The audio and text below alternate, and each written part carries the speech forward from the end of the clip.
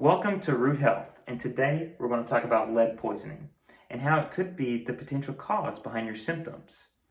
Lead is really toxic and was so toxic that it was able to wipe out an entire civilization called the Fall of Rome. Now that's a pretty bold statement, but researchers do say that they had lead pipes, lead containers for their food, and they were ingesting this on a daily basis. And there are standards that are set today that are 6 times what they were having. So they were having 6 times the amount of what was a safety standard for today. Speaking of modern day, let's talk about what it's still around. It's very prevalent in the soil because although they have switched from leaded gas to unleaded, when it was in the atmosphere, it leached down and went into the soil. So it's very prevalent in the soil, and it's even estimated that there is still about 8,000 tons of lead being puffed into our atmosphere annually. So this is pretty alarming. Now, when we inhale lead versus ingesting it, it's a different way that it reaches the body. When we inhale it, it reaches our blood, our lymphatic system, and our glands. Whenever we ingest it, it's going to reach our tissues and our organs like our heart and our pancreas. And so it's going to have different symptoms based off of if we inhaled it or if we ingested it.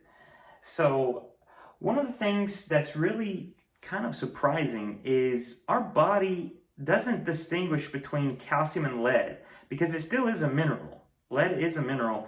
So it's going to go into our bone and store there or the liver. And in times of stress, it's going to leach out into the blood and reach across the tissues going anywhere. Now, when this goes anywhere, it can cause all kinds of detrimental effects. One main thing too that I want to point out is pregnant women and children. Because the body doesn't distinguish calcium from lead, and it assimilates it in the same manner, pregnant women and children are way more at risk of absorbing lead. Because their dietary needs of calcium goes up, they're also going to absorb more of that lead. So that's why we see that a lot, and it's very common. And there's a lot of behavioral problems that happen with children, which can resort to things like ADHD. So this could be the main thing behind your child's ADHD or behavioral issues that you're noticing. Now, let's talk about what it's going to affect. I mean, it's going to go everywhere like we just mentioned in the tissues. So it's going to go to your digestion, your endocrine system, your thyroid, your hormones. The nervous system is going to create lesions, so it can resort to things like Parkinson's or Alzheimer's down the road. Now, this is kind of scary, it all sounds like, and I'm not here to scare you. There is something you can still do about it. Although we can't avoid our modern day pollution, we can detoxify, and it's very effective. We need to prioritize seasonal or quarterly detoxification. Ways that we can do that is through greens, so things like chlorella or kale, things with chlorophyll that can bind to the lead, and also sulfur foods. So you're going to want things like broccoli, garlic, onions,